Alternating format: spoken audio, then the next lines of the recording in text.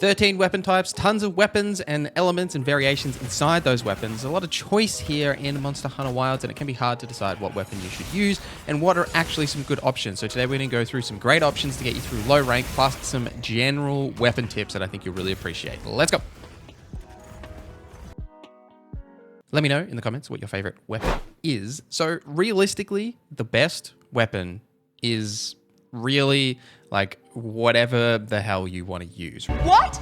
Right, like each weapon is viable in its own way, especially here when we're talking about low rank, specifically getting through the story and those early stages of after the story. It's really dependent on what you personally vibe with from a weapon choice. There is definitely some better options, and we're going to go through those in this video. But if I don't mention like your favorite weapon or a certain weapon, like don't take that as like a personal attack that like your weapon isn't good, because generally speaking, you can get through these low ranks with anything. However, regardless of your weapon type, if you're just wondering like, oh, you know, what should I go for? The bone weapons are really solid in the low rank because of the skills that are on these bone weapons. The tier 2 and tier 3 bone weapons typically have like focus and attack boost. Now, focus for certain weapons is fantastic to increase the charge rate of their gauges. Think something like the longsword with that spirit gauge, increase that charge rate. You definitely want to have that active as much as possible, or even something with a hammer to increase the actual charge speed of charging up those charged attacks. And the second perk on these, or skill, is actually attack boost, which is just a straight attack bonus.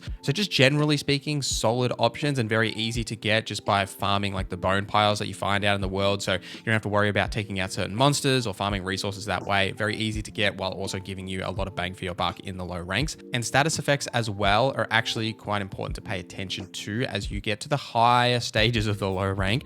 So all of the monsters will have certain weaknesses to different elemental types, as well as certain other like status effects like paralyze, sleep, etc. Basically, every weapon will have a elemental variant that you can use for all of the different elements. So matching that elemental status with the weakness of the monster is definitely beneficial. And with all the weapons that you are looking to pick up, pay attention to the skills that that weapon actually has, as they are often different. It's not just about whether that weapon does slightly more attack or more affinity, element, whatever that may be. Look at the skills that that weapon actually has and if it's going to benefit your specific setup and build. That's why the bone weapons are just generally good. But for the most part in the low rank, it doesn't matter too much if you're not have like a perfect breakdown of like your skills and everything like that. But it is just another thing to consider when you're looking at weapons that have very similar breakdowns.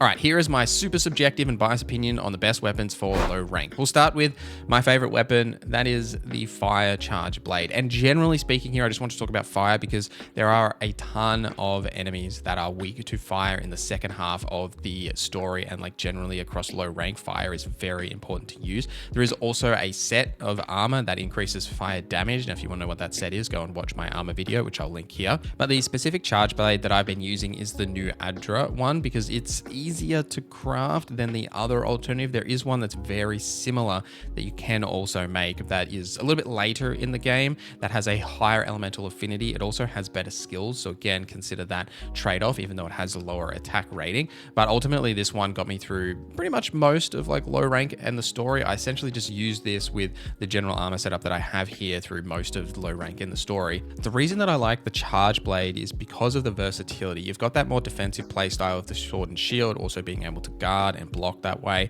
And then once you've powered up the sword, you can change it into like the charge blade and essentially go ham. I enjoy the rhythm of that. Now you need to make sure you're actually charging up this weapon. So when the sword is actually glowing, you need to press R2 and circle on like the PS5 to add those charges to the gauge. And you need to do this twice to fully charge the blade and then morph it and essentially go nuts for that higher damage output and whatever the vial effect that you have on that weapon. So when you're looking at these weapons, they all have like a vial type. It's either element, which will do that elemental damage, or it's impact, which builds up like stun on the target when you've got those vials activated. The focus strike is also a great way to switch between like the axe mode and the sword and shield mode because it instantly switches you back. It also has a solid combo on it. I often use it just to like focus on specific parts even before they have a wound to like help create that wound because it's got like a nice little combo to it. Whereas some weapons just typically have like that one hit with the focus strike. So that's again another reason why I like this weapon. The paralyze status effect is very good in low ranks, as most enemies aren't resistant to it and you can paralyze them easy, which knocks them onto the ground, and you can follow up with massive hits. And the best weapon to do this with is actually the jail hammer. For one, the hammer itself is a fantastic weapon to actually build up stun on the enemies, because when you hit them in the face with it, you will get that stun sort of build up. And then the jail hammer itself actually has the paralyze status effect on it. Now it also has the stamina thief skill, which allows you to exhaust enemies faster. So basically here, the focus of this weapon is to paralyze and stun enemies as fast as possible, and then follow up with the massive hits that the hammer can do. One of the downsides to the hammer as well is that it does have a very slow, like, wind back up process if you do miss the target. So be very intentional about your attacks, making sure they're landing and using those combos the right way. And just the pacing with this weapon's a little bit different, right? It's not like a lot of the other weapons where you can just sort of swing blindly and doesn't matter too much if you miss. This one it does, so make sure you're hitting the target correctly, and also aim for the head a lot of the times to build up that stun effect and knock them back down, and then follow up with those big hitters. The good thing about this weapon as well is that you can get the jail hammer pretty early in chapter 1, and then it does have a clear upgrade path where the paralysis and the attack rating does go up later down the line as well. So just a solid weapon if you do like those bigger heavy hitting weapons, like if you want something other than, say, a greatsword or something to use. This is that heavy weapon that I personally chose to go with because I just preferred its attack animations compared to some of the others.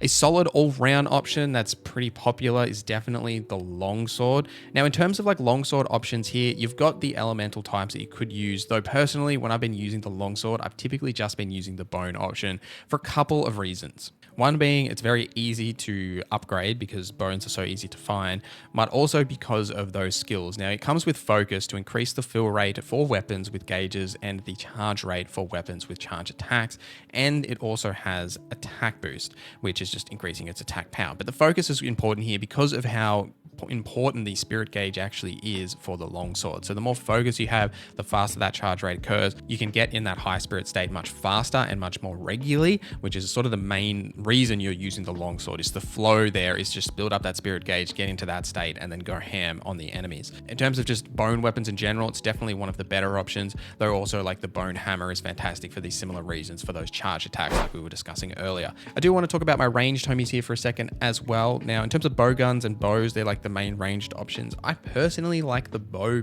better because of the versatility of actually being able to move a bit easier, as well as the damage output on the attacks as well. Now, if you prefer the range setup, it's probably what I would go with is a bow. But something to note about these ranged weapons in general is that the coatings and ammo types that each one can actually use is different. So when you are going to make or craft one of these variations, make sure you're checking that additional tab for these weapons to see what the compatible coatings are, because they are quite different. Now, for the bow specifically, the wild power bow has the most coating options. It's probably one that I would recommend to use if you are going to lean into those coatings quite a lot, which you probably should because of those status effects. Like, it comes with both paralysis and poison, which are fantastic. Blast is also not bad either, and then the power coating as well. So using those coatings and having more options available to you is why I like the wild power bow. You also get it quite early in chapter 2 as well once you hit the forest. Something to note with the bow gun specifically is that you can set auto crafting for your ammo types. When you go into your crafting list, you can set an auto craft. So if you do pick up the required resources, you'll automatically craft more of that ammo type if you are looking to actually use those specific ammos for these weapons. But for the bow specifically, I do like that wild power bow for the coating options that I mentioned and its solid damage output. Basically, with the ranged options, you want to stay as far away from the enemies as possible. Try and avoid damage and let your palico do a little bit of tanking for you, and then litter them with arrows from distance. And then make sure that you are looking up the monsters in the monster guide, see what their weaknesses are, see that, paralysis, poison, whatever that status effect is actually going to be useful. Put that coating on the bow and then apply those effects to the enemies. The downside with using a lot of these weapons is that it's much harder to break off the monster parts because it's a little bit harder to aim specifically on those regions. So if you are trying to farm specific carvings by, like, say, cutting off the tail and carving that or something like that, I would probably recommend a melee option. I personally just found that a little bit easier. And also you could just, have a bow on your secondary weapon, use it while mounted, and then switch to a melee to follow up like in combat. I think there's a nice flow there as well. But let me know your thoughts in the comments down below. We'll have some high rank stuff coming in the future, but thank you guys for watching this video till the end. Thank you to our members for supporting the channel. My name is Norza, and hope you have a great day.